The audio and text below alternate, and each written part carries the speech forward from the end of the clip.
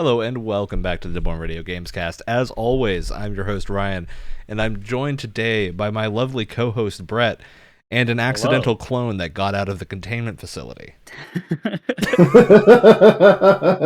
also known as Ryan. Hello.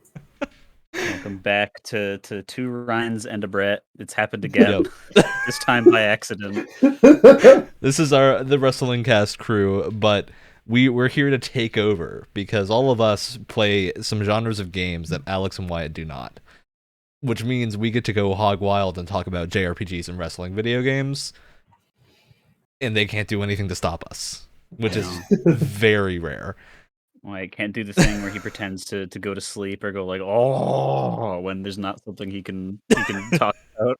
No active groaning allowed today. However, we do still have a little bit of games news going on. Some things have happened this week. We'll get them out of the way nice and quickly.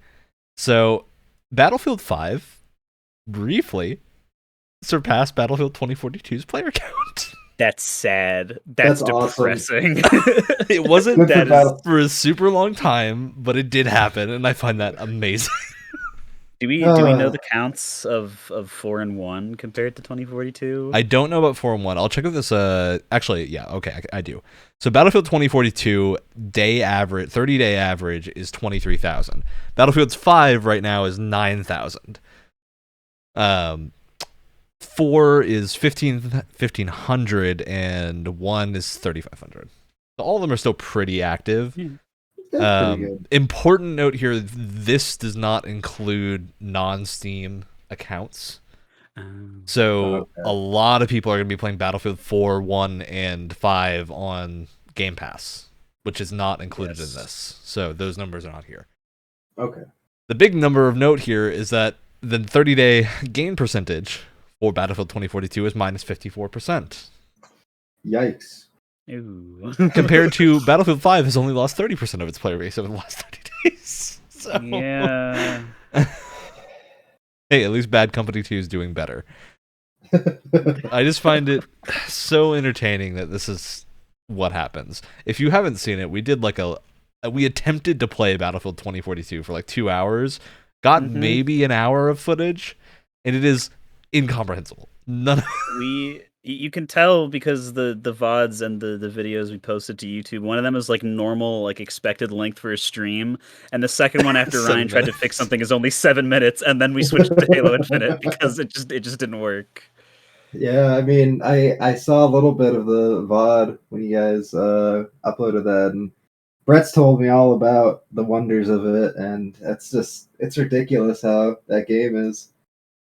It's rough. It was... Because there were moments where like I was trying to have fun, and then the game would just bat me over the head to not have fun. It was an experience. I don't wish to repeat it. It made me leave and immediately go play an indie game that does the same things called Angels Fall First, which is better in every way. So, yeah, don't recommend that game in its current state. God, No. Hopefully they fix it. I'm not super confident. No. We'll see. Hey, it's still Epic Store is still doing free games every single day for the next week. So check that out if you haven't done it. There's a lot of cool games being given out for free there, including some new ones. Control just got, I think, its Ultimate Edition for free for a while. GOG did the same thing a little while ago. So it's a fun stuff. Now, Brett. Yes. You like Cyberpunk, right? I'm scared. I fear.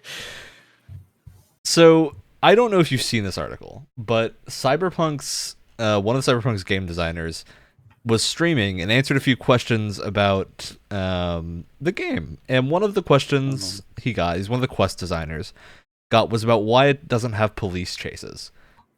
And he kind of avoided the question and answered more along the lines of every open world game doesn't have police chases. All right? And then you want to know what he listed as games that don't have police chases. The upcoming Sonic game and Elden Ring. What? So I have to wonder if something here is lost in translation, right? Because it is totally possible this was a joke and it just didn't come off super well. Because that's a sentence I cannot see anyone saying and taking seriously. So I want to give the benefit of the doubt. Yeah. I would hope so, because it just sounds like beyond out of touch for a game developer to say that. Then there's there's different types of open world games, and I don't know. Cyberpunk, I wouldn't say is on the same level as what we've seen of the open world Sonic game, which just looks like an open world Breath of the Wild. We haven't seen anything. And what's the other game? Elden Ring.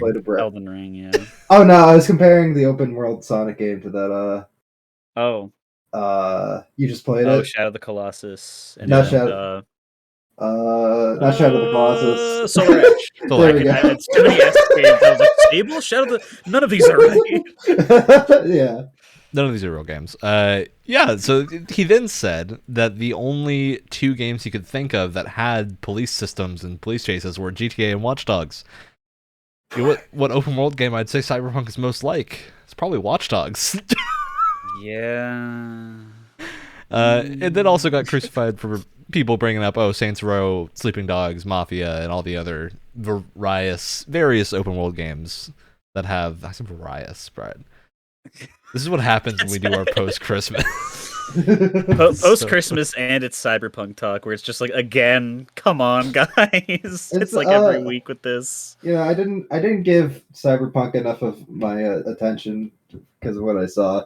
Is there a bounty system in that game at least? Because at least with Skyrim, vaguely. Okay, because I was gonna say at least in Skyrim and Oblivion and stuff like that, you got the guards still on. Because what'll happen is it'll try to teleport police around you in a way that vaguely makes sense, but it doesn't work super well. Okay, and it means you can also just get on a car and run away. Okay, and they can't follow you because nothing happens because they don't have the AI necessary to get in a car chase. Just kind of sad. Because especially that game puts so much emphasis on cars that you'd think that would be an obvious thing. Yeah. It'd be very fun. Apparently not. Now, we play games on this show. Yes. We do a lot of games. Do we? Sometimes. Now, I want to ask you guys for a number, okay? How many dollars worth of games do you think were added to Game Pass this year? Ooh. Probably a lot. I am going to say, ooh, that's a really good question. I feel at least in the single figure, not single figures, at least 5,000 plus. I would want to say. I don't know if 10,000 above would be shooting too high. Yeah, but because you got to think most of the games on Game Pass are indie, so they're not huge ticket games, but you do get the occasional first party thing. Yeah. I'm gonna guess the low thousands, like 2,000 or 3,000. All right. $. It's the whole year, so. Yeah, whole year. And is this counting all the things that are on EA Play? Let me double check. I think it probably isn't. Because I think this is technically console Game Pass is what's being analyzed here, and console Game Pass doesn't include it unless you have Ultimate. Yeah, just basic. So gut value here, I don't see anything here mentioning EA Play, so I don't think it is. I'm gonna go maybe around 5,000 to 7,000. All right, Ryan, you're right on the dot there. $6,317. Wow, that's insane, and that's not crazy. Even for Ultimate. That's just regular Game Pass. I don't know because there is no confirmation here of this is Ultimate. I don't see any mention of EA Play. So I think they're not including it, but if you just included the Bethesda games that were added this year, it's already $600. Just with Bethesda games that were added. Though there was 1 month that was only $330 worth of games added to the pass. It was April. Oh, just $330 of games for you to play that month. Only for you know for a $10 to $15 subscription. Yep. Yeah, such a shame. That's such a crazy deal. Especially putting numbers to it, because obviously when you scroll through the games, you're like, oh wow, this is a lot. These are a lot of games, but having a concrete number associated with it really shows how much you're getting. Yeah, it does. Definitely brings up the number value that a lot of people may look at Game Pass and be like, oh, is this really worth it for you? That question I think will vary based on how many games you play. But I think for people like Brett and I that like to play a lot of indie games, it's very, very worth it. Especially because there's so many games I would never have tried otherwise. Great value. All right. With that, we're going to get into talking about our main stuff. I do want to bring up one game that released recently. Because, Brett, I know you've been playing Shadow of the Colossus. Yes. You heard of a game called Pray for the Gods? Yes, and I have that too. I just haven't played it yet. Have you seen the reception that it's been getting? I've seen some of it. Not like I haven't seen any like articles. It's mostly just like YouTube videos of people talking about it and asking, "Is this the next big perfect Shadow of the Colossus game?" And it just being like, "No, but it can't be." But it's still really good. But it's not even approaching. It's not even trying to do the same thing, really. No. However, I do think this is one of those games that you occasionally see an indie game come out and then get like universally critically panned from everyone. No. Pray for the Gods is currently, I think, one of the lowest rated games from Metacritic for this year. Really? Yeah. Wow. Jeez. Nearly every critic that has played it is at a 39% currently. Oh my! Why? Oh. Jeez. What happened? The main issue that seems to be popping up is Pray for the Gods has breakable weapons. Like Breath of the Wild. Wonderful. Mainstream darling. And apparently, they can break mid-grapple. So you'll be doing things and they'll just break mid-movement. Okay, I can see how that's a problem. I don't know. I haven't played this game yet. I do want to try it at some point. But the impressions I've been getting from a lot of people are not positive. And I just wanted to bring it up because I know Brett was playing Shadow of the Colossus and wanted to just crush his dreams a little bit and make sure. I mean, all right, I guess. Just wanted to remind you that not everything can be Shadow of the Colossus. Yeah, I get it. This reality sucks. This isn't news to me, right? I am interested in playing this game though, but. Still, yeah. It is one of those things where I think this is one of the games that I've seen. I think there are a lot of people that like this. I believe on Steam it's currently sitting at positive reviews, so it's not doing terribly. It's just the kind of game that has been getting very bad critical reception. And I think there are a lot of indie games that end up like that because I think a lot of major reviewers don't play many indie games. And when they do, that would make sense. What'll happen is they don't have any tolerance for the bad elements of indie, of the low budgetness. And that can really, really get to someone if they're not familiar with it. I think Elex is a really good example of a game like that, where it's super easy to not enjoy that game if you don't have the tolerance for jank. But if you do, but that game is really on fun. Sale for like 99% off for almost the whole year. Hey, Elex 2 is coming out, I think, 2 months from now. I think it's coming out right around the same day as Elden Ring, actually, which is a little bit insane. Poor Elex 2. Poor Elex 2. Interesting release date choice. All right. With that, I want to ask you guys, what have you been playing recently that you want to talk about? With the loose theme of JRPGs and wrestling games, I think we all have a lot to talk about. Yeah, this is true. Yeah. Well, how about you go first, Burger Ryan, because you're not here all the time, so we'll make sure to give you the big chunk without a time limit.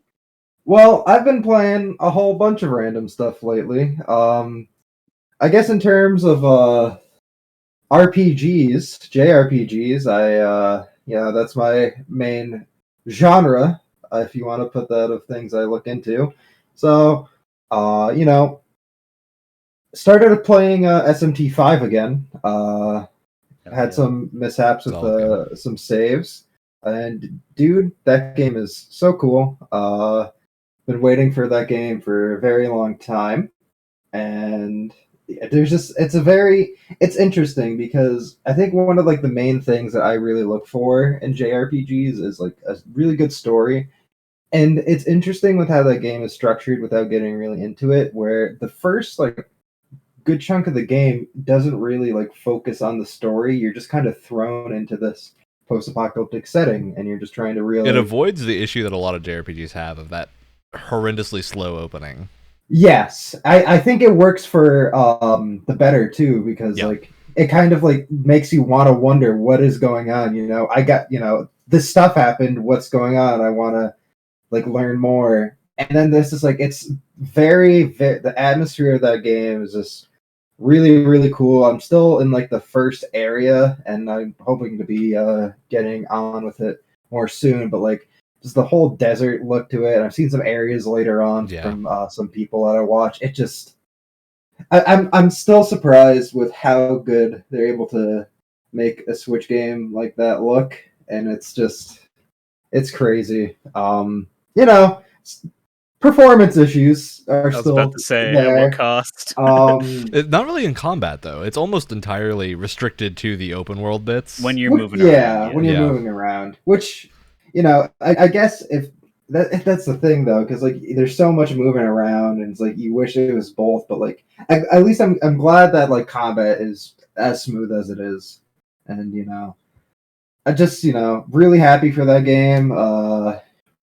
Really enjoying it, and yeah, just hope more people can look at it, because it didn't get that much time in the limelight before another yearly Japanese role-playing game series came out, and was significantly worse in my opinion, but is absolutely crushing it in sales. So you can probably figure it out. I don't want to name names, such as the way of monster catching. Such as the way of monster catching. Those funny little monsters in your pocket, no matter what they throw at you, is going to be, top billing all the time. And then another JRPG that I've been playing. Before we move on, I want to move on directly from Shin Megami Tensei, because we got some interesting things with that game that I think haven't been brought up. I want to draw some attention to the monster catching. All right? Yes. And how well balanced it is from the perspective of your risk reward in trying to negotiate with these demons and get them to join your team. If I remember very early on, I was a naive child and was talking to a little cat and was like, "Hey cat, come join my team." And then what happened is the cat was like, "Oh yeah, I'll join my team if you give me this." And then he kept doing that for like 2 minutes, and I just kept doing it. I was like, "Oh," and he's not asking for anything too big, so it was no problem. And at the end, he was just like, "Dude, you gave me too much stuff. This is ridiculous. I'm leaving." I was like, "This is amazing. That's awesome." Oh my god, it's great. Very very unique system of how to get things onto your team. Yeah. Also has a very good money balance in terms of like how much you have to spend it in any given moment and what you spend it on. That's always something really, really difficult to get right. And it gives you a lot of money for things like consumables, but you always have the dangling thing of maybe I'm going to want to get that monster I had back so I can use it to make something better. Yes. But that's super expensive, so I need to like save for that. But if I exchange all my gold items now, I'm going to lose more money when I die. So you have a ton of consideration going into that, which is very fun. Yeah, I feel like the economy in the game, and I feel like that's something that like is pretty hard to get balanced in a lot of not only like JRPGs and like I guess a lot of games. Like that's something that takes like I imagine like a lot of time to like get right, because you don't want to give too much too early, because then you don't like really have a good sense of this money and this items that you have. But if you're too like stingy with it, then it's going to be a lot of grinding you're going to have to do to get something that maybe isn't like viewed as like, okay, like this is really good for me, but was it really worth all this grinding I had to do? So I really like how that game is dealing with the economy and like with what you can like spend it on and stuff, because there is like a lot of just risk and reward stuff, because you can get some of those really cool demons like pretty early if you just want to keep on fusing and fusing and fusing, but like it's going to come at a cost. And compared to somethsomething like within the same series, like with like Persona 5 and 4 in particular, I feel like that, because like I feel like the demons may not have been costed as much, like because Persona 5 is way less restrictive with what you can use, because it's not as challenging of a game by design. Yes. Right? Like, it's not meant to be as soul-crushingly tactical at times as Shin Megami Tensei can be, and I mean that in a good way. I think it works Yes. better for both games that they're like that. Mhm.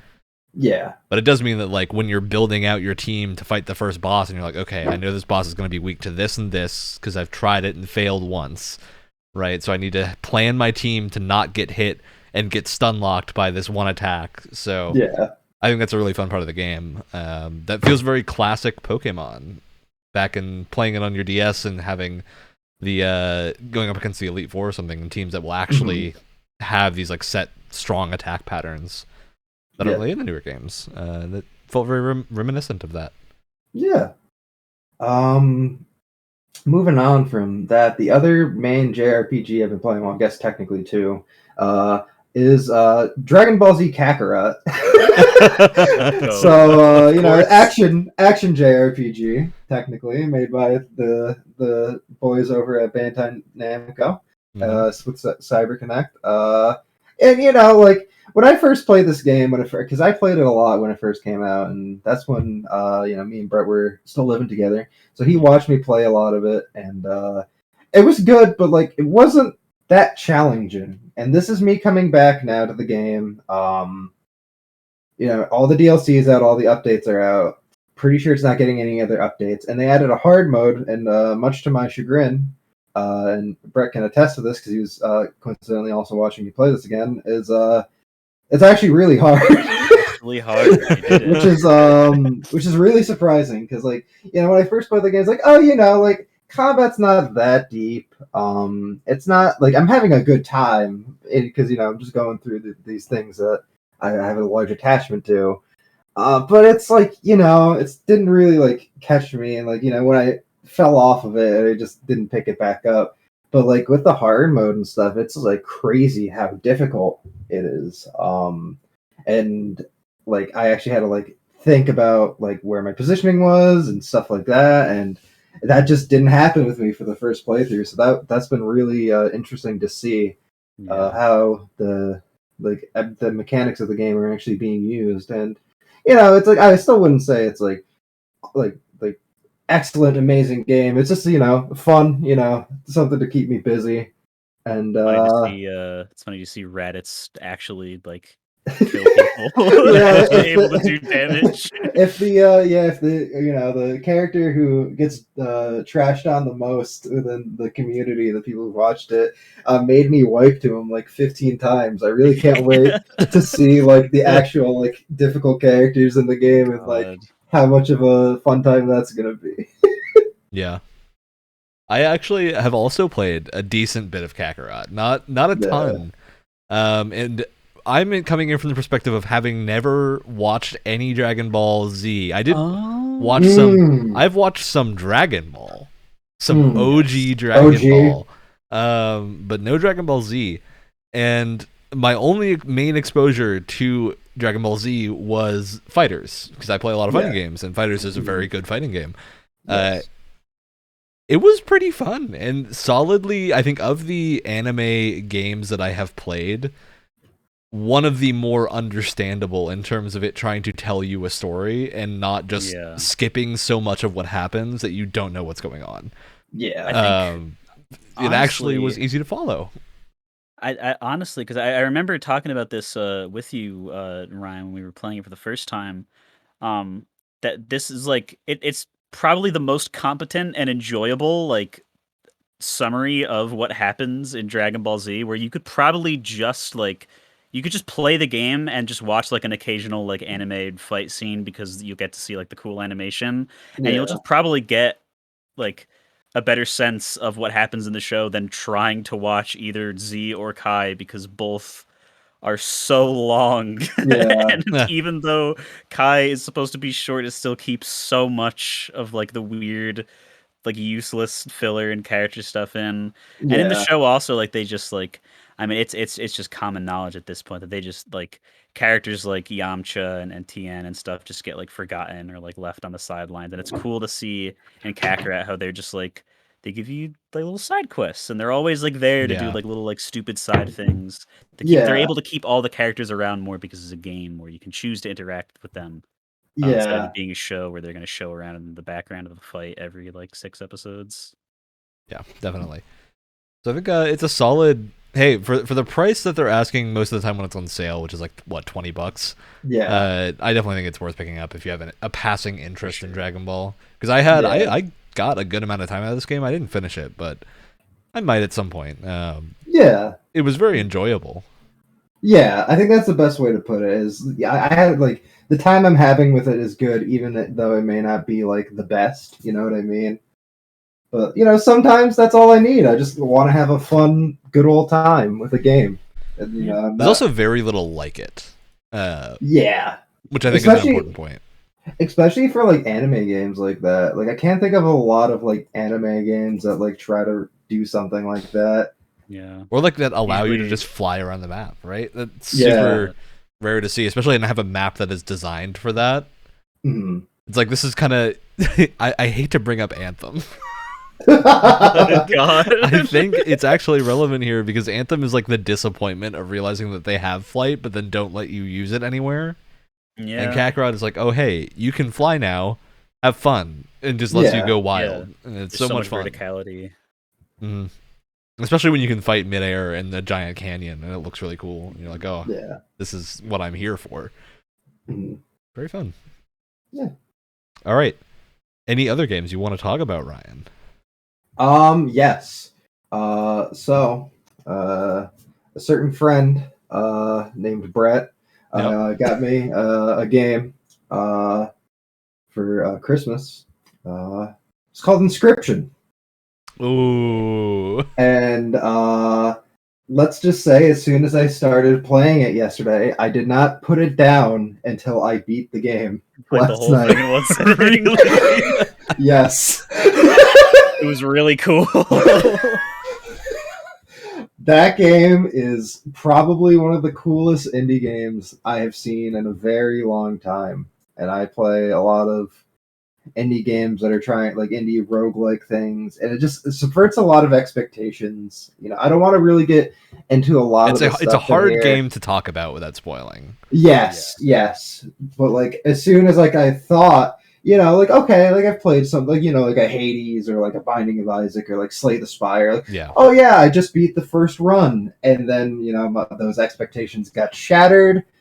And without getting to it, I'm doing something that completely different, and I would have never thought would something. Yeah. Turned everything on its head essentially, and that is so cool to see out of a genre. I feel like a lot of people are starting to kind of get like burnt out from, because I really like those like roguelikes and card building stuff and stuff like that. So like. Give that to me and I'll have fun for whatever amount of time. But like, I totally understand it. Like, okay, this like very tired concept, being overdone, and they got to really add something to it to like make it interesting. I think if you don't know, if you look at the store page for Inscription, the basic kind of sell for it is a card game roguelike with heavy horror theming, right? Which there is a lot of competition in that zone. Yeah. Mm-hmm. But Inscription definitely sets itself out. Yes, and again, another thing, like again, without getting into it, is again if you take a look at the store, the Steam page for it, is they do a really good job at hiding like what's actually in this game. I'll say that too, like what like comes in it. They make the scale look a lot smaller than it actually is. Yes. And I think that's super cool. And that ended up being one of the coolest games I've played in quite some time. And there's like a future update coming out to it, which makes it more like a traditional roguelike, which is pretty cool. And I'm excited to try that out. I think you can sign up for like the beta for it if you like sign up for beta on it for Steam, and I may check that out. But yeah, that game super cool, and like those types of like changing the idea and the mold of a roguelike is what I like. And like another game obviously got praised to all ends was Hades, because I think the main draw with Hades is not only was it a fun game, it looked beautiful, the sound was awesome. It was very story based, right? Yeah, the narrative. And it didn't make you, even if you were doing the same content, like the same level and fighting the same enemies, you have tons of different options, and the narrative will start to reflect that, and you'll have different character interactions.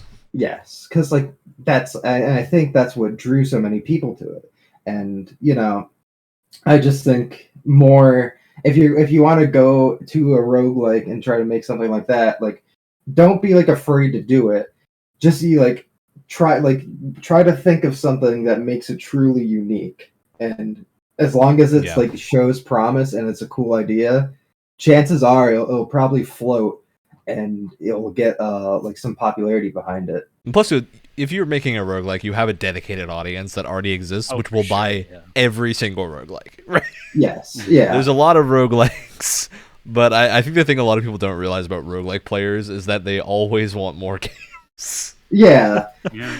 Mix it up, I can't play Binding of Isaac for the 700th time, or can I?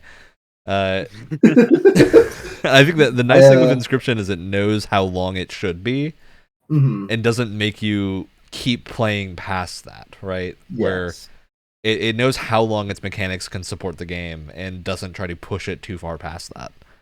Yes, that's a very good way to put it. In a good way, not like a way in which the game is too short, but in a way in which the game doesn't do the thing that's like I think Returnal did, where it just becomes too long. Yeah, because I'm someone who really likes Returnal, but I can agree with you on that, because like especially like in the second half, it's like, man, it's like even doing a single run is like a multi-hour affair and just becomes so grueling. Yeah. Which I love the game, and I do really like Returnal, but I think that is a problem it has of that Inscription thankfully avoids. Yeah. As does Hades.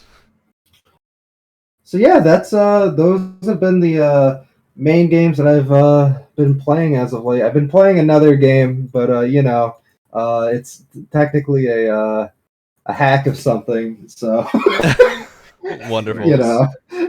So but that those are the main like games that I want to talk about now. Great. So Brett, we talked about some JRPGs. We've talked about some games that exist. You know what I want to bring up right now? It's we constantly talk about yearly game series on this show. Yeah. All the time. We constantly bemoan the state of FIFA and Madden. But there's a wrestling franchise that I think all of us here have played at some point of the EA, not even, I don't know, does EA even make these games? I think they do, but the WWE, 2K does. 2K, WWE 2K series. I just want to get gut reactions from everyone when I say those words. What does that make you feel? Well, it's very... Brett can go first. It's very interesting that you say play, because usually what I know Ryan and I do is that we just throw a bunch of characters at each other in Royal Rumbles until they kill each other, and we just see what happens. It's like watching like germs in a petri dish just slaughter each other, and then the best man, may the best man win. It's a good way of putting it, germs in a petri dish. So, okay, Ryan. Yeah. What'd you have sit in there? Disappointment.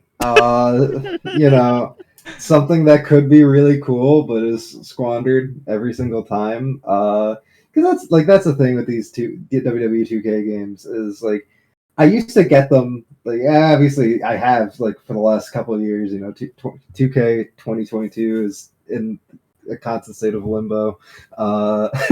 But as its roster is continually just slashed repeatedly. It may come out in 2022. I don't know.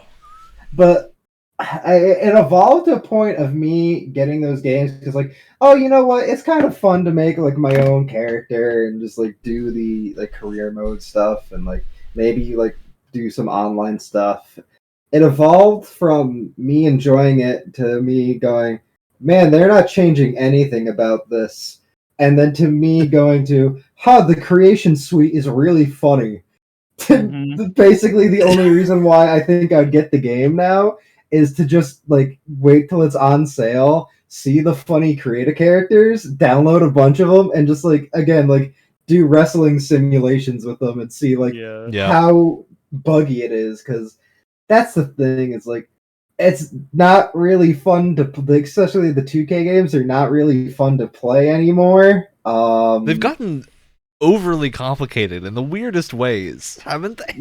Yeah. So one of the things I think they try to like hype up to saying, "Oh, we've changed this year," is they changed the controls. Like, and they've done this like for like almost 3 years in a row now, and it just makes it worse for like the person playing, because if they're used to like playing the game for a while now, if they're like, "Oh yeah, I played like 2K18 for like a good amount of time," and then 2K19 comes out and everything's different. It's like, well, there's all that muscle memory that's just like gone now, and like it takes a lot of adjusting and stuff like that. And I feel like if they want to do those and like hype up those changes, they should like listen to their fans and like for what they want. But at the same time, I have to realize that they're getting paid. It's an advertisement. Let's not get it wrong. Like these types of yearly things, like the FIFA, Madden, the 2K games are advertisements for like wrestling, football, soccer, whatever, and they have very strict deadlines that they have to meet for everything. And I realize that. Yeah, usually. If at least I'm more familiar with like the 2K stuff and how much of a nightmare that's been, because from what's been being leaked out about it. And slashing of real life rosters affecting what all these people have worked on. And then but don't forget also that possibly the only thing to ever be affected by real life Y2K bug was a 2K game. Oh yeah. I don't know if Ryan knows about this. I do. Yeah, I do. You do? Yeah, so he's trying to have fun on New Year's with some friends and try to boot up the game. And then the year turned over and it wouldn't launch. It's really awesome. I don't get how, and I believe, I don't remember which 2K game this was, but I know it was like the 1 year mark from when this game launched that was the problem. It wasn't even like 5 years in the future. It was like this game had just come out. I don't even think the next one was out yet. No. And it rolled over and it broke for everyone. It's probably 2K20 because that's just like the worst. But wasn't that when they switched dev teams? Yes. Yeah. Because I do remember people mostly cite 2K19 as the last one that was still pretty okay. Yeah. As it were. And I'll say, as someone, so I haven't played a ton of wrestling games. I remember playing like a couple of them back on my GameCube when I was a kid. Yeah. And then like I think I played 2K10 or something once at a friend's house or something. I picked up 2K19 in last year's Steam sale and spent a good amount of time with this game. And I want to sell it on the idea that if you're a fan of wrestling that doesn't actually watch a lot of WWE, I think it can be pretty fun. Because you can go into the clown world. That is the career mode of the games. And experience some of the most nonsensical gameplay mechanics I think I've ever played, but I was entertained the whole time. All right, so have you two ever played the My Career mode in these games? I've seen parts of it. So, yes, I have. You know the promo minigame, right? Oh, yeah. So in 2K19, what'll happen is in wrestling, a promo is when like two characters are going at each other and like, oh hey, I'm gonna fight you, right? Well, at least that's WWE's. If they only ever let it be two people dueling, they can't let one person talk. It's too easy. So what ends up happening is the way the game portrays this is that it'll like randomly generate dialogue lines for these characters that are just sitting there talking. No voice is coming out, obviously, because like there's tons of these. That only really stands out because the rest of the game is like fully voice acted. So when these like scenes happen that are meant to be a bunch of talking and there's no voice whatsoever, it's very jarring.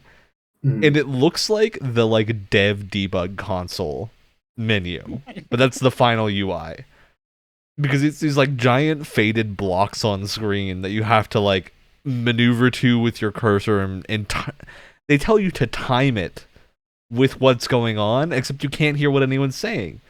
So you have to like time it by vaguely looking at when the character model gets frustrated or something. And it's the most insane thing I think I've ever played. Oh man. It's so bonkers.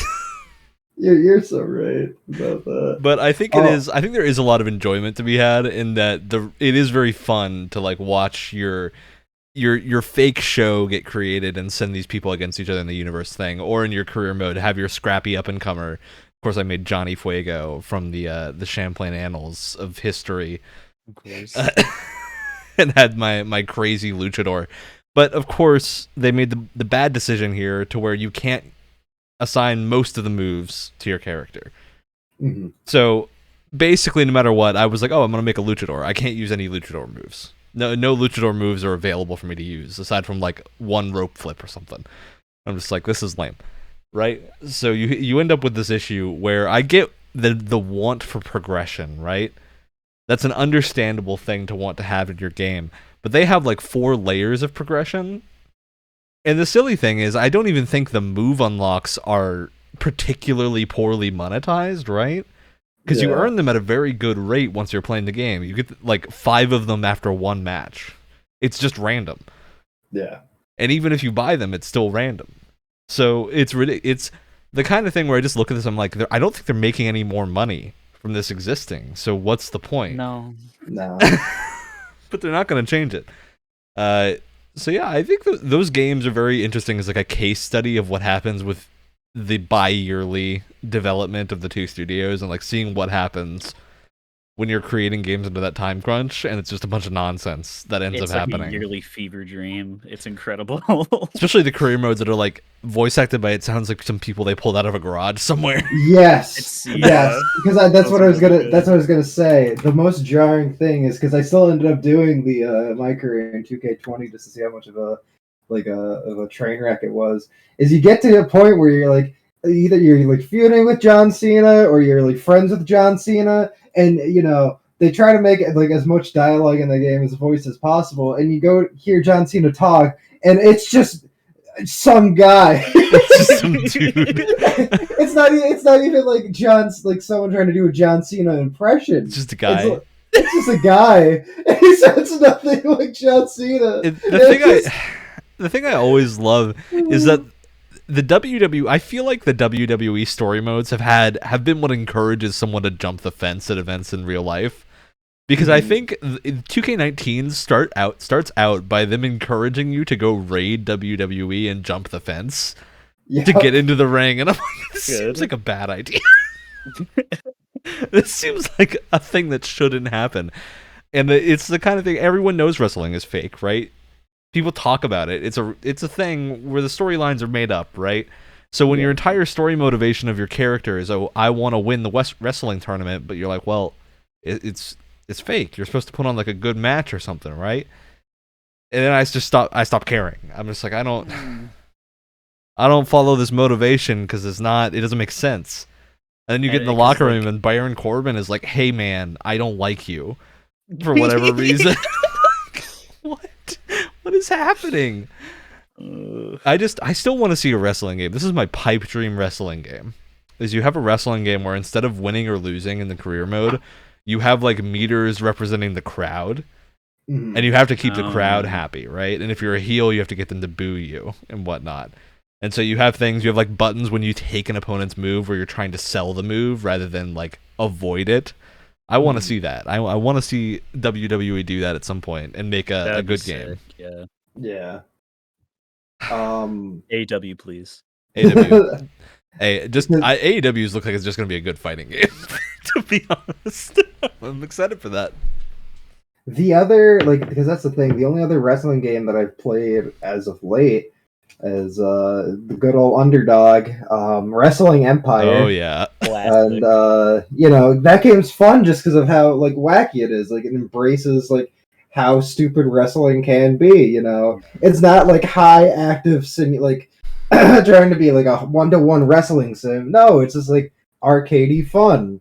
And, my guy is 4'8" and he comes out in a giant afro and he has clown shoes on. And he's completely green and he has a stick of dynamite that he always carries with him that cuts my salary by 300 each time I have a match. and I try to throw it at my opponent at the start of every Inevitably match blow yourself up. and blow myself up with it. Exactly.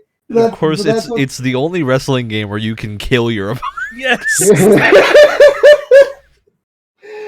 And that's just what's so fun about it, you know. It's just wacky good time. Especially because it accomplishes the goal of acknowledging kayfabe in a way that actually works. Where it'll be like you get called into your boss's office and they go, "Hey, so we need you to change your gimmick."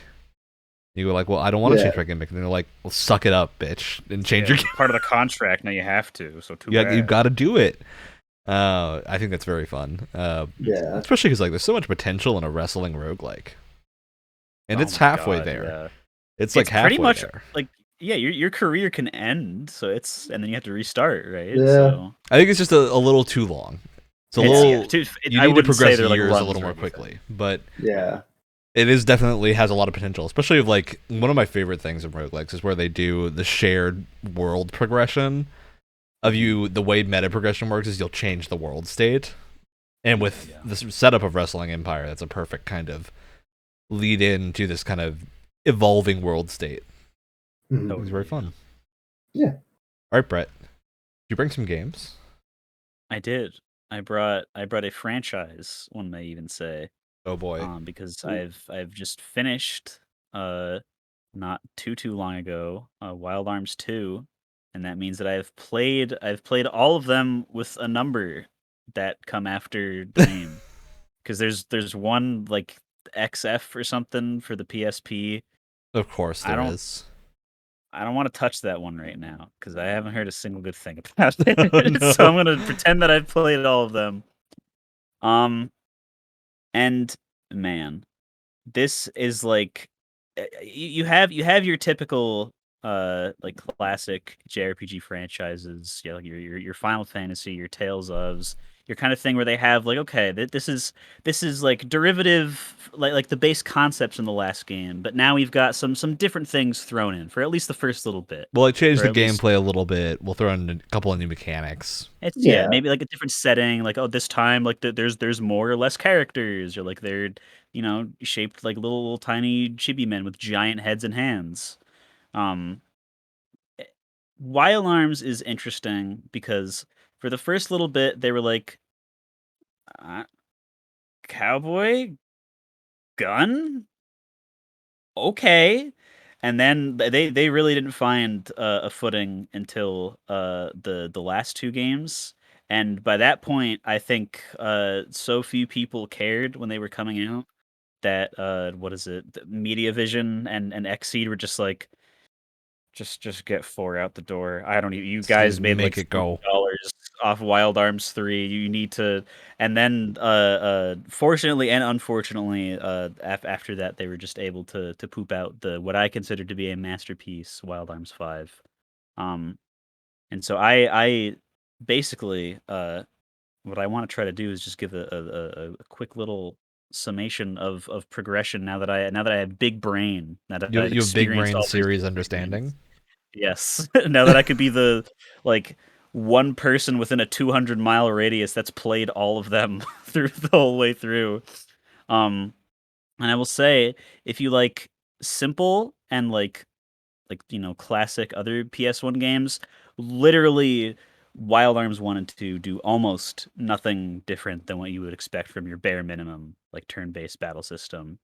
The one thing that they have is like going for them in terms of being different is because I literally dare you and would bet money for you to find another cowboy JRPG that is anywhere near the same aesthetic, with like sometimes there's just big robots and a spaceship or something, and then the aliens come in at the end. Okay, sure. When you get to 3, that's where I would rather be diving off a cliff, because that game was like 100 hours of the most boring stuff. I've almost the most boring stuff I've played in a JRPG, because my God, it's like well, I know one of the Ryans has played Okami. Have both of the Ryans played Okami? I've played about half of it. I haven't finished it yet. Half of it. Yeah. Well, so that you've played half of it, so you know that basically Okami is more than one game onto one disc, is what it feels like. And that's like, it feels very classic Zelda in that like a couple of times when I was playing Twilight Princess, the same thing happens where you hit a point which is where you think the end is gonna be, and then they're like, oh no, there's like another half of the game left. It's Okami does that, and it's like, oh, I was so worried it's about to end. I'm so glad I have a whole other game that's somehow included in this thing that was one disc on the PS2. That's incredible. Wild Arms 3 does it, and it's like, we just killed all of the villains, and now there's a whole new set of villains, and the same soundtrack has played for every boss battle, and I just really I want it to go away. And then they do it again. They do it again. And it's just, I don't know. It made me want to backflip off a cliff. And then Wild Arms 4 is something that you can beat in like I did it in like 20 hours, which is short for a JRPG. Definitely. Not, they're not very small because it's just so linear. And again, I don't know how. It's like all of a sudden all the budget came back. But I really cannot stress enough, if you were looking for something, it doesn't even feel like old or jank. You're just looking for your JRPG that isn't just like turn-based or ATB or strategy or whatever, like all the other tried and true methods of combat are. 5 is like, it's they put your little guys in hexes, and that's, you don't target individual like allies or enemies, you target the hexes that they're in. And so you can do crazy stuff with the implications of that, because they have their own like elements and stuff. And nothing else plays like that. Is there anything that manipulates movement in that game, Brett? On those hexes. That is yes. See, that is always my perfect mechanic, is when I have the hex set up where you target like the space somebody's on, and then you can do crazy things to like manipulate with the turns who's in what square and whatnot, and get crazy combos. Yeah. That's so satisfying. You can set up like because your party's location at the beginning of certain battles is just randomized to make it different every time. But you can do things. There are abilities you can unlock to just gather everybody in one hex, or like you can jump with a whole like whoever else is in the hex to another one.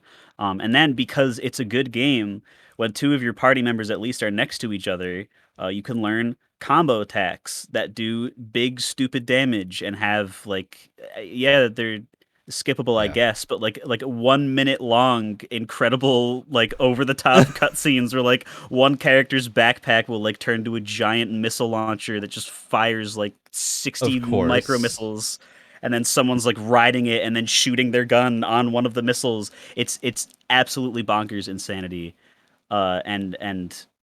This is me basically saying, you should play it so that I have somebody else on this earth. So what's your final rating of the Wild Arms games? How would you rank the Wild Arms games in terms of which ones you enjoyed as a franchise? The most? Yeah, what you enjoyed the most to what you did not. Oh, okay.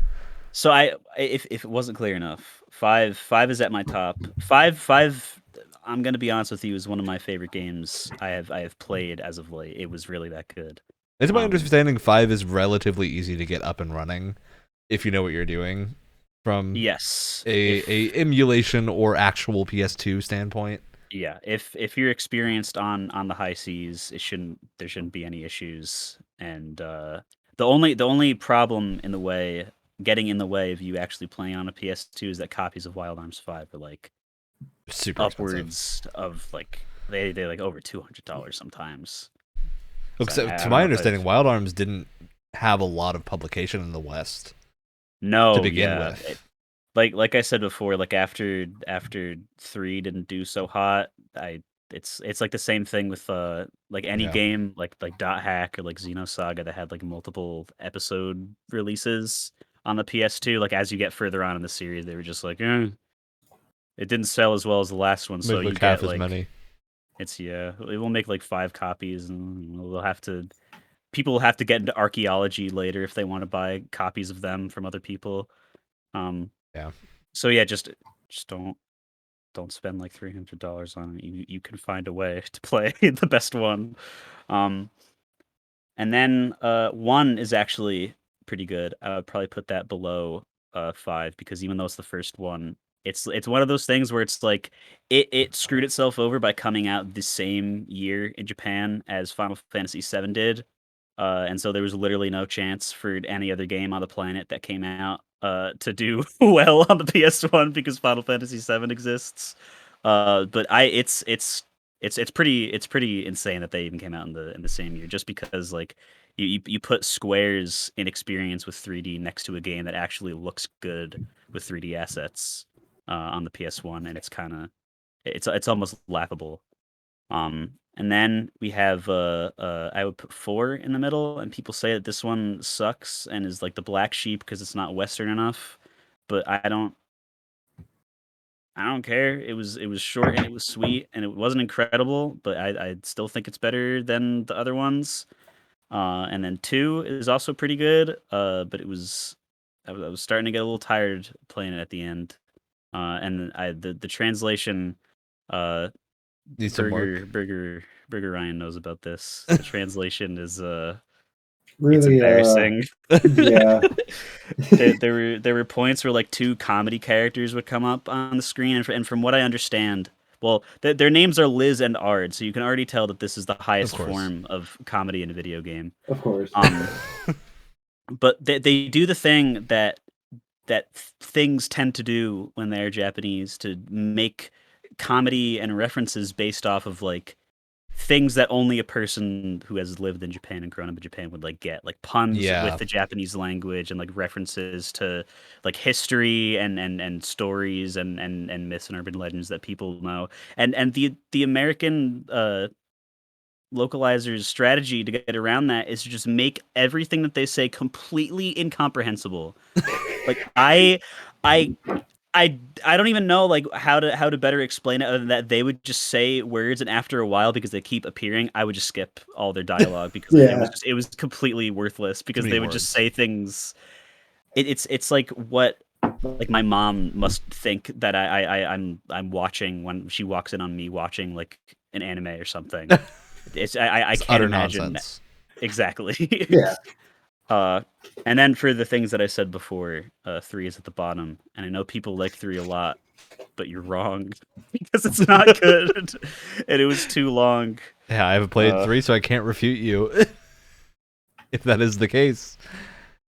Yeah, it's a shame. I'm putting 5 on my list, though. You really should.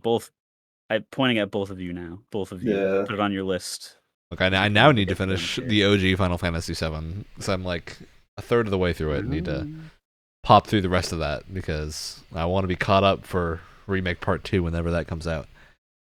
All right. Well, hey, if we can segue. Yeah, that's what we're segueing to. We got time. I'm so smart. The other game that pertains to this podcast that I've been playing, that pertains to Final Fantasy VII, is the PC port of the remake. That from now, what I understand is that there are actual legitimate problems, as was brought to my attention in the last episode that we did. That it's like a dev build of the game or something like that. It's they didn't really weird. Put it into build mode when they patched it from Unreal. They just put it into dev mode, which is not a good thing. But for some reason, that means it works like the best that any game I've ever played on this laptop has worked, and I don't know how. Like I've had to touch no settings. I don't even have like every PC game that you play is like, oh, no matter what, that volume is cranked to maximum, and you start it with headphones on, and you forget to turn the volume mixer down. It's like you're deaf. That's just how it goes. Yeah. Final Fantasy VII Remake Intergrade just automatically Wasn't put the bad. volume lower. Game of the year. No, but what? Because I'm not even super far in it. I think I'm like only 4 or 5 hours total. Yeah. I have like beginning of chapter 5 or something like that. Yeah. Yeah. But I do, because we can have like an actual discussion about this, because now we were talking about something that truly all of us have actually the hands-on played. And I gotta say I'm really liking it so far. This is honestly what most people would consider to be very ass backwards has gotten me a lot more interested in playing the original than I was Same. before.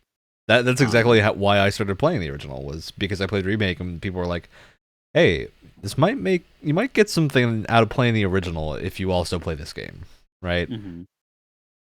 Because I know it's been out for a while now. I'm not going to spoil anything specific. I'm just going to mention that there are spoilers and that it is different, which I guess is news to some people that have been living under rocks of varying sizes.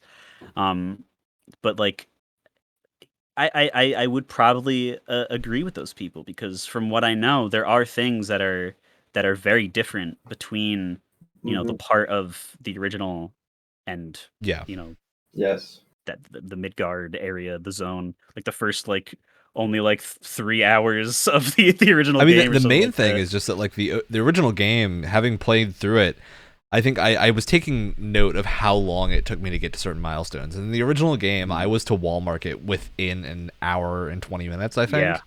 Yeah. Which is, by the time you get to wall market in the remake, are you there yet, Brett? No. Brett just got done with the first motorcycle part.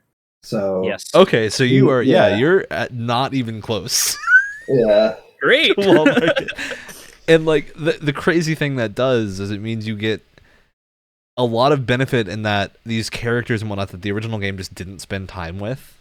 But that have become like cult characters over the past. Like Jessie was barely in the first game. Like she was barely in Final Fantasy VII. People loved her. So they're giving all these characters a much bigger role in remake, and it's doing a really good job of setting this world up in a way that you can only really do in a franchise and not really a single game. Yeah, it would be too bloated. It's giving me Mass Effect 1 feelings in a way that like nothing else has given me since Mass Effect 1, right? Which is very exciting. Yeah. As long as they actually release the rest. When the rest of the games actually come out. But it's like, and of obviously our, interpretations of 7 are going to be different than all the people that have like played it since they were a kid or whatever. It was like their first video game or something like that. People who were there. 'Cause we didn't grow up. I did. We didn't. Ryan cut it. Well, I'm sorry that you're cooler than us, Ryan. I didn't even play it on the PS1. I played it. I got it on the PSP. I know. I think I played Dirge of Cerberus on my PS2. So, not knowing that it was related to another game. But that me saying that is because like there are people who are I don't want to say like majority, but like clearly at some points, like closer when the game first came out, like the very vocal minority who were like this doesn't do justice to the original.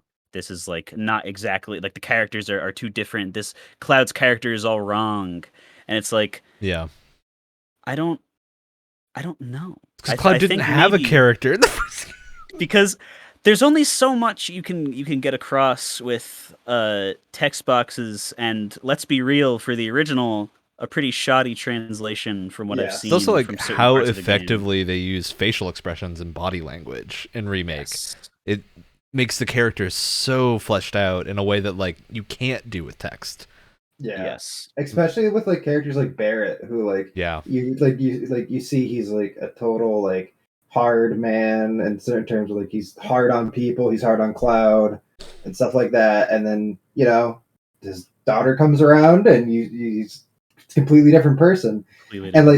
You could see it in the original Final Fantasy VII. You just got that through like text boxes, right? And then like with the mod, like he would throw her up in the air and catch her, like as well as a PS1 model can. But you can see like the difference in his like face and stuff like that, and the tonality of his voice, completely different, and it adds a lot of character to him, I think. And they're even detailed enough to make sure that like characters' eyes are going where they should be and like lingering on things. To make sure that you can see his like gaze is staying on his kid to make sure she's safe. Yeah. And it's very endearing in a way that you couldn't have done that before. So it's very cool to see them go the extra mile. Which I don't think any of us are really like saying like, oh, this clearly is like just absolutely objectively like better in every way. Like no, there's Yeah. merit to Nuance. have there's merit and nuance to like having something. Clearly, you know, on the PS1 they did the It's also best that they very can different do. that the PS1 game, the benefit of Midgar only being that long is that you have so much more game to do. Yes. Right? Like Final Fantasy VII is still a 40-hour game Yeah. on Yeah. its own. And you can get through Midgar in what, like 3 to 5 hours, and then go do the rest of the game. Yeah. There's still tons to do. So I think it was also smart of them to kind of do it this way, like having Midgar as its own like part of the Yeah. whole series, is because that's what people always talk about with like Final Exactly. Fantasy. Like that's like Yeah. one of the main things. Like, oh, Midgar is such a cool place. And let's be It's- honest, in 7, the original 7, you didn't really get to explore it as much. Like, you know, That's what for- I was getting to. Is for that it for like it being the capital of Shinra, this place Yeah. that's taking all over the entire planet, doing terrible things. You're like barely there. yeah. That's why I want more remakes to be in the vein of 7 remake, where it's less of like one to one exactly like, oh, it's the original, but like now like the gameplay is modernized or like the graphics are better, and it's more like, okay, people who have played it for their entire life since 97 when the game came out, and like have loved it ever since and have written fan fictions and drawn horrible pictures of the characters. Absolutely, they think Midgar is the coolest and has so much depth to it, and Cloud is very super nuanced and stuff. But when you like look at the game objectively, you know, is this the pixels are big. You can clearly put in the details yourself, and you know that they're meaning to put some things out. But I have a feeling that a lot of the super detailed hype and talk around the original 7 is just a lot of nostalgia and people putting their own like, oh well, I spent 20 hours in Midgar when I was a kid because I was a kid and I didn't care that it was just flat images and I could walk around on it. Of course I'm going to explore. I don't know I can't look up how to play this game. It's the Stone Ages. The internet doesn't exist yet. But, you know, now for people who are playing it for the first time, people who know how video games work, you're going to get through Midgar in like the 4 or 5 hours. And, you know, it's not going to be bad, but they're not going to have the same impression of it being this huge, sprawling, industrial, like cyberpunk, Yeah. dangerous city. And you absolutely, totally get that feeling in 7 Remake, which I think remaking the, like, it really the shows the scale vibes- of everything. Yes, yeah. Remaking how the game felt probably to people who played the original, but in a way that people who play it for the first time now will understand, is a lot more valuable as a concept to me than just like remaking things like one to one. And I also want to more say, things like that. I think a lot of the people that had negative reactions to the game who didn't play the original are the people that maybe don't generally play JRPGs and whatnot. You and could say Wyatt. It's okay. I do mean Wyatt. Love you, Wyatt. But I think what you end up getting a lot of the time is people that aren't exposed to a lot of the more Eastern kind of philosophies that get shown in games, where the stories are not so much about understandable concepts and are more end up in these like existential states of, okay, this is why every JRPG ends with fighting a god, right? Yes. Yeah. It's like everything has to happen that way. I think it comes down to this kind of difference in perspective that you don't really get if this is your first game. And I think 7 Remake maybe has the issue where it isn't a great starting point into JRPGs. It does expect a lot. Because it Yeah. expects you to like Yeah. let it ride with a bunch of things for a long time that maybe if you haven't played a JRPG before, you'd be like, wait, are they just not going to address this? Is like what's happening? You'll find out it's just going to be like in 10 hours. Yeah. I think that's something that happens, especially because the one thing I will say is if you haven't played 7, the like post credits whatnot, quote unquote, I'm not going to spoil what actually happens, but the end of the game is incomprehensible. At that final segment where they like tease the next game and whatnot, you're gonna have no idea what any of that is, and it's gonna be really confusing. No, like I totally agree with you. Like, not even played it, but like played 7, and then like Yeah, you need to have like played the Crisis anthology. Core and Dirge of Cerberus. Watch Advent Children 10 times in a row. Okay, there's also the wild theories. There's people that have theories of like, oh, this is a sequel to Spirits Within or something, and I'm like, what? Oh God. Or sequel to Advent Children. I'm just like, what? Yeah. I look forward to this probably being the first game we do 2 Games Club episodes on. Honestly, yeah. I think that's just to gonna cover happen. both the OG and remake, if we want to do it like that. Yeah, because there's a lot to talk about. Yeah, I do want to. There was one other thing I wanted to hit on, which I think is just how the materia system has been such a great, like, if you play the original 7, the materia system works very similarly. That system has changed very little. It's just the fact that the gameplay is entirely different, but the materia in essence works the same. I think that system is just such a good way to handle progression. Totally, that's one of my favorites. You know, it's like so modular, right? So like, yeah, at any time you can be prepared for whatever situation, and you can like, hey, I need to be like high magic damage, right? Let's get a summon on like Aerith or whatever, or hey, I need someone to be a little bit tankier, put some HP ups and like put like cover or something on Barrett to make him like be able to get the damage reduction from him being in the back row in the original 7 this is. And then, you know, he can still have the higher HP amount, so when he covers he takes less damage. It's just such like a cool concept.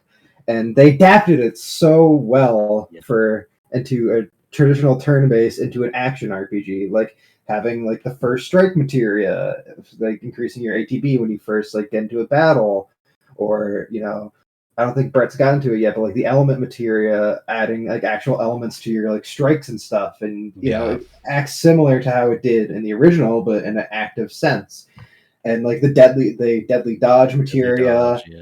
It's so cool how they like took something like that and like fully adapted it and made especially it because they really are aware of the fact that you have a party and can use everyone to have like different niches and to have the ability to like adjust that on the fly. And that is my favorite thing about 7 Remake, because I'm a big fan of the original 7. I think that game is awesome.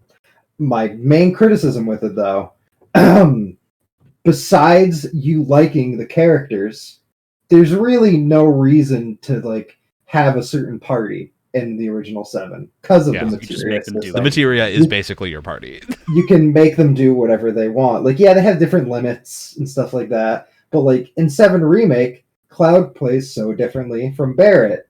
Barrett plays so differently from Tifa, and so on. And with the weapon system and learning the new like individual abilities, it like helps them like develop and they're like, okay, I want to play more as Barrett here. Barrett can draw aggro. And it gives you a reason to like swap characters mid combat too. Of like, enemies are designed so that you can have your characters get swapped and be like, okay, well this enemy's in a position where Cloud isn't very useful, so I'm gonna swap to Barrett and hammer them with some range shots, right? Yeah.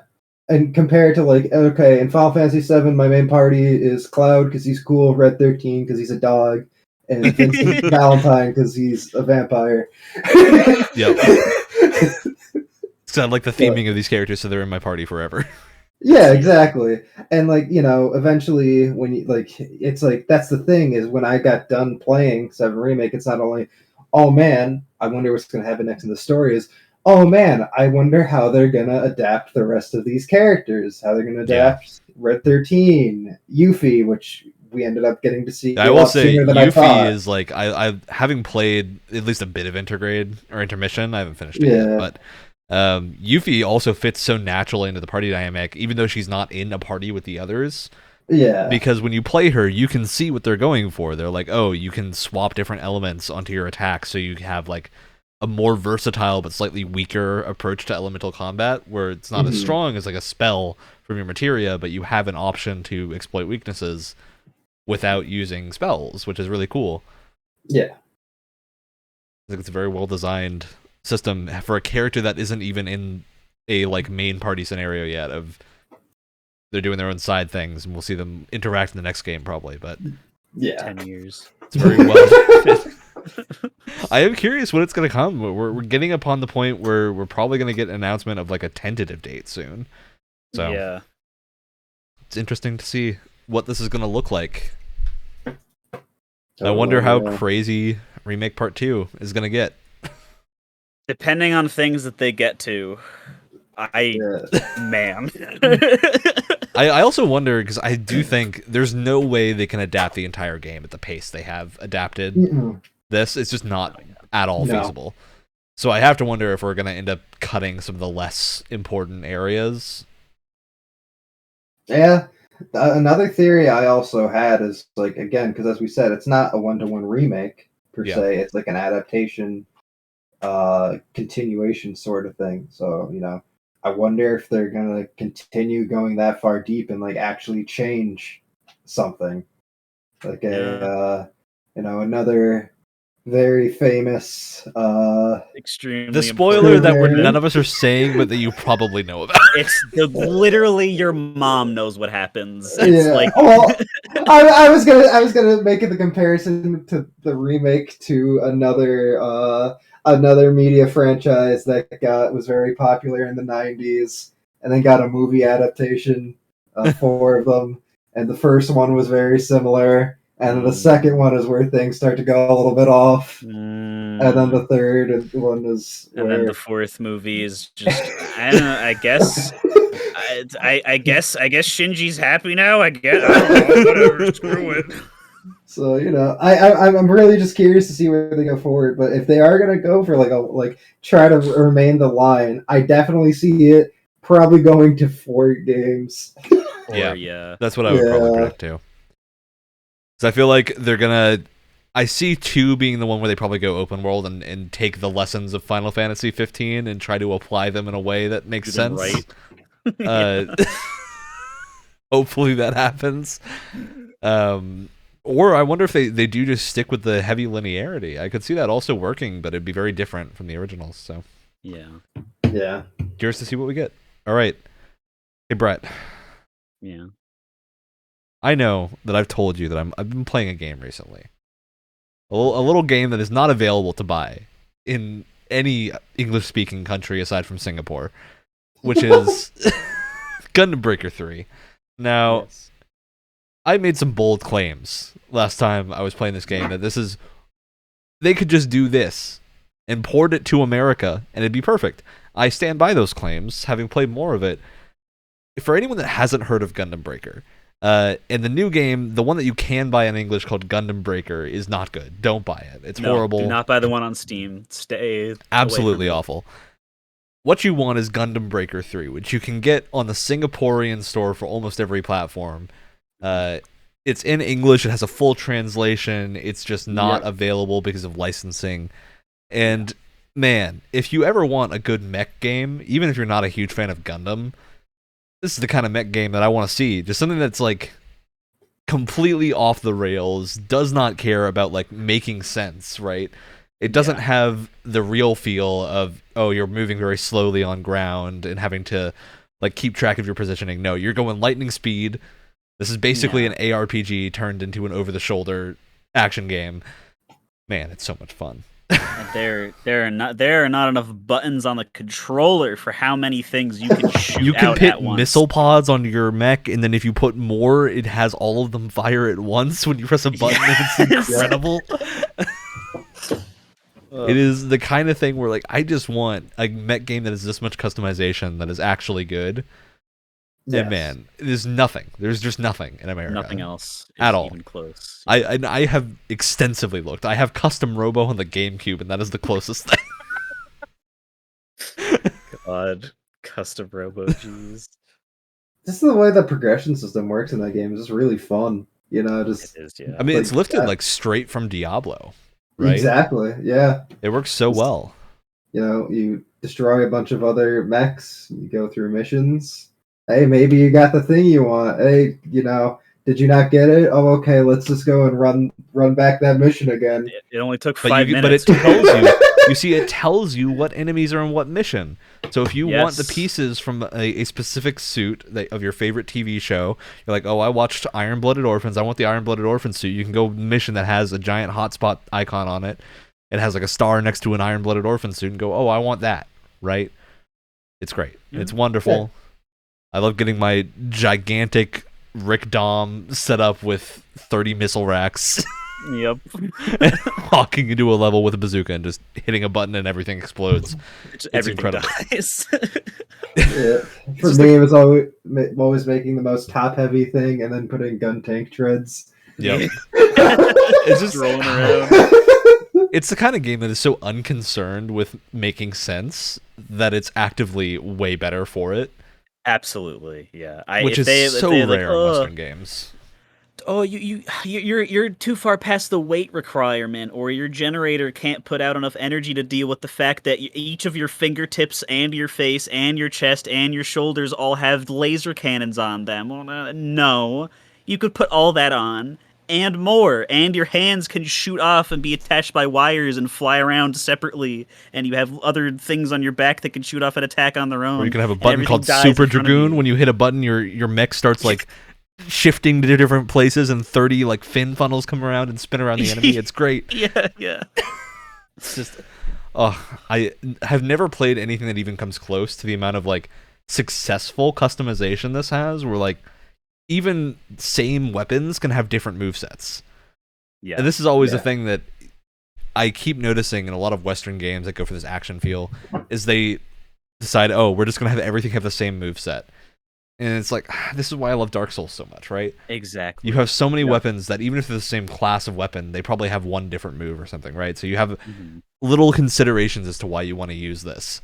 And if you get a thrusting sword in the game and use the thrusting moveset, you can do the Palpatine spin as a mech suit. Yep. And it's incredible. With like all the insane like motion blur and like super high speed, it looks borderline broken, but it is there and it is incredible to do. Absolutely insane. That game is incredible. I heavily recommend it. It goes on sale constantly, and it sounds like more of a pain to get a hand of than it actually is. It's literally the only wall in front is that you have to go to the Singaporean store, which is very easy to do, especially on PlayStation. Just make an account in that region, and you can. Yeah. You probably can't use your regular credit card. You probably need to get an eShop card from somewhere, but those are very easy to acquire through very legal means. You don't have to do anything sketchy. Play Asia has got you sorted. You can try to import it too. Yeah, you can also import it if you want a physical copy. Which I do have a Japanese physical version of the Vita version. Ooh. Which is sitting here somewhere, very far away. But Brett is off screen. There we go. There's your flipped. It's great. It's one of the most just like raw fun games I've played in a very long time, and it also restarted my Dynasty Warriors kick. Oh. Which means I've been on the hunt. I'm on the hunt to figure out a way to play Dynasty Warriors Gundam again. Because, man, those games are great, and they're just not possible to play on anything modern. They're also, like, batshit insane. Maybe even more so than...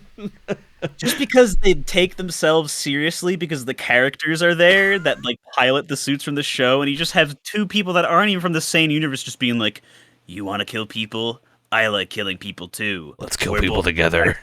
Exactly.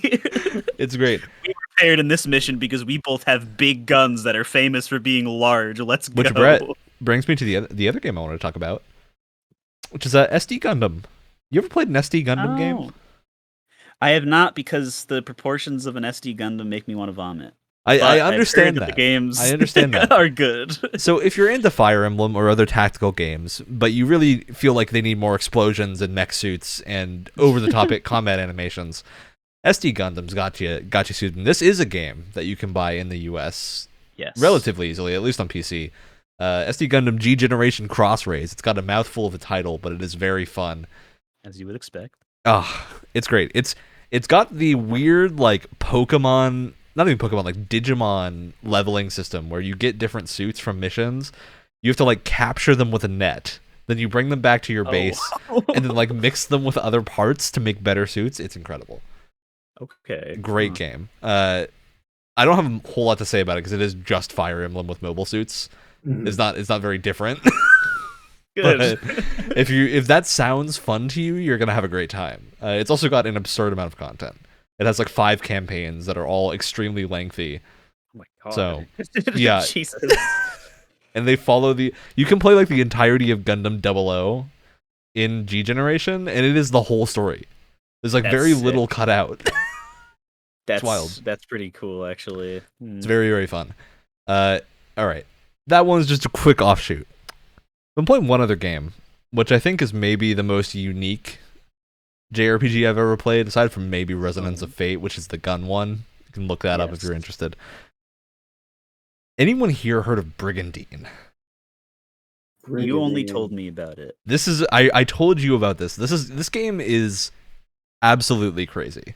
So the tagline for this is it is a grand strategy JRPG where you take command of one of 6 crazy factions and have to conquer the map to do something. There's a storyline for every faction as to why they're doing this, but I can only introduce 2 of them because I went in and I was like, oh, I want to pick the guy that has like a giant sword, looks pretty cool. He's got purple, and I like purple color scheme knights. Yeah, that seems cool.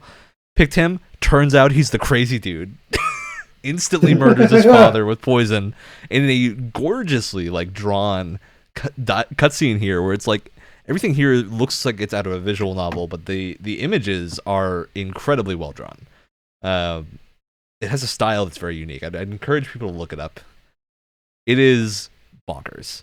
His game opens with this man murdering his father, and then he goes on a holy conquest. And then the game goes into this overworld map of like 40 different provinces that you need to take over. And the way you do it is this insane system where you have to like summon monsters to form tactical parties. We have rune knights and monsters, right? And then you do this like ordering system that feels straight out of Total War. It is incredibly unique. Bonkers amount of content. I'm not very far into it because a single turn in this game can last an hour, if not more.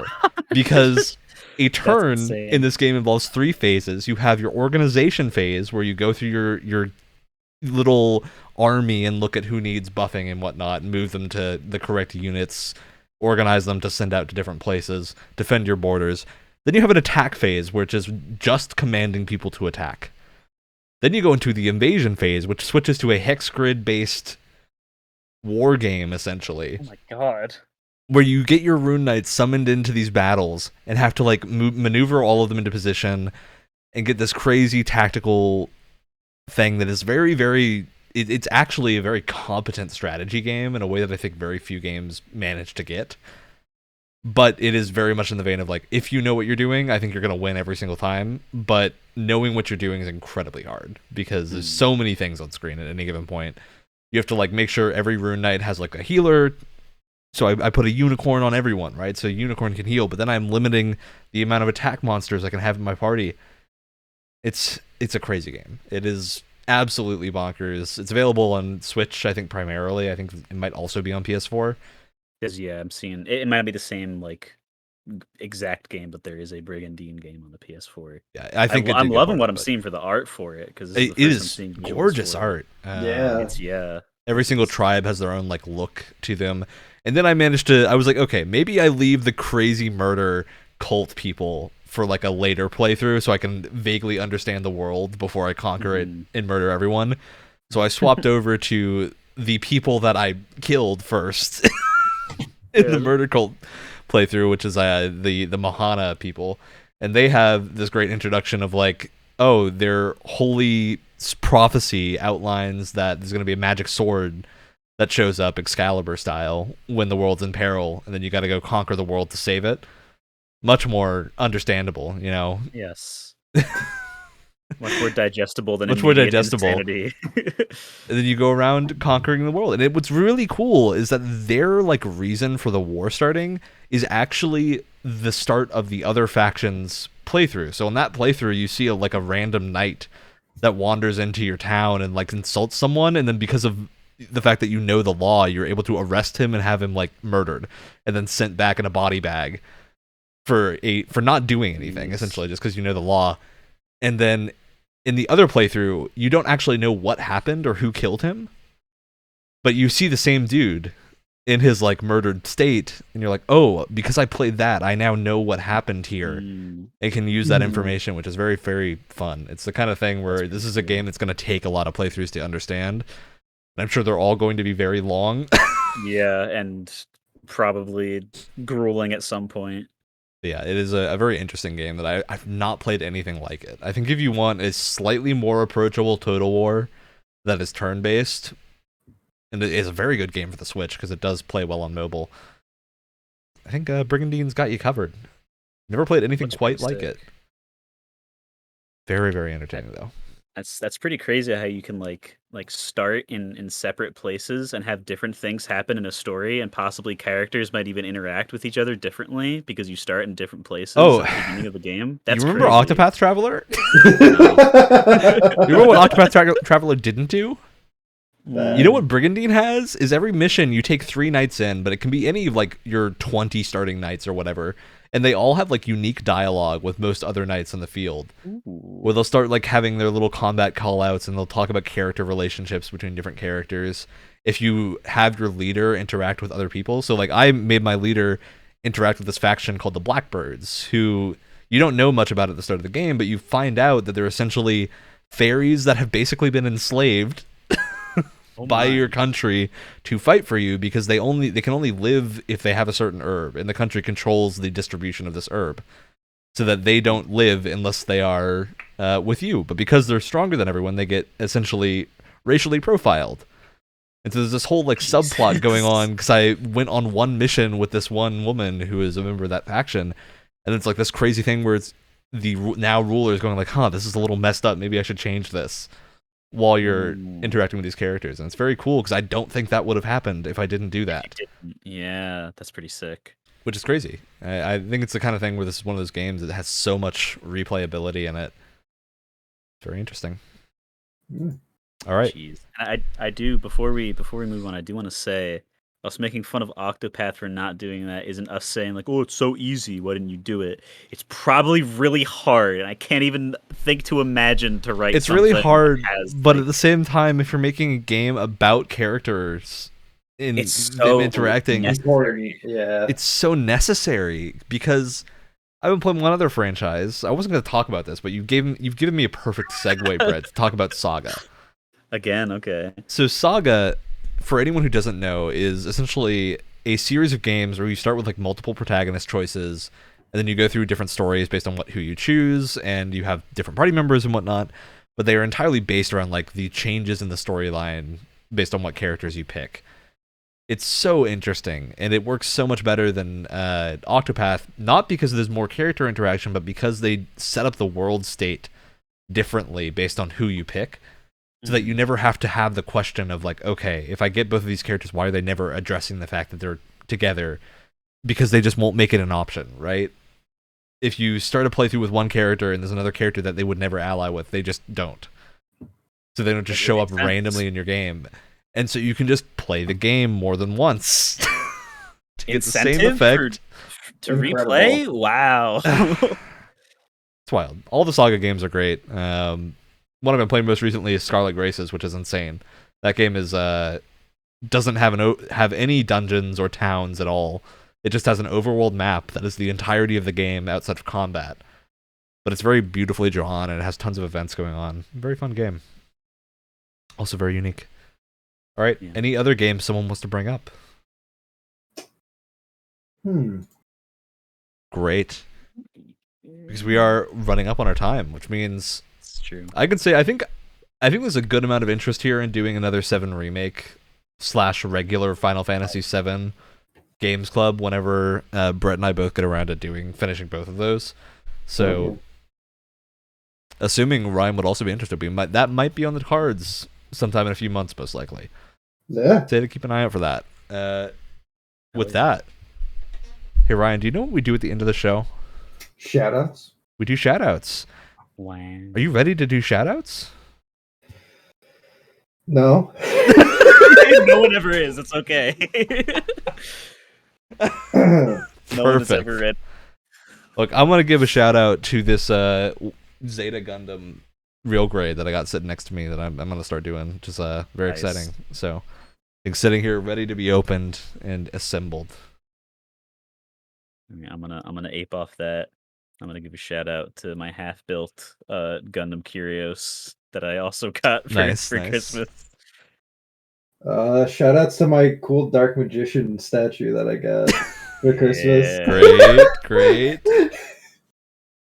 With that, we finished the show. It means we get to do the outro and hang out while everyone else weeps in the fact that the show's over. As always, Tuesday morning, 7 a.m. Eastern, on the podcast platform of your choice and YouTube/Twitch. Check us live Sunday nights. We'll be there. You're not Ric Flair, Brett. You can't do that.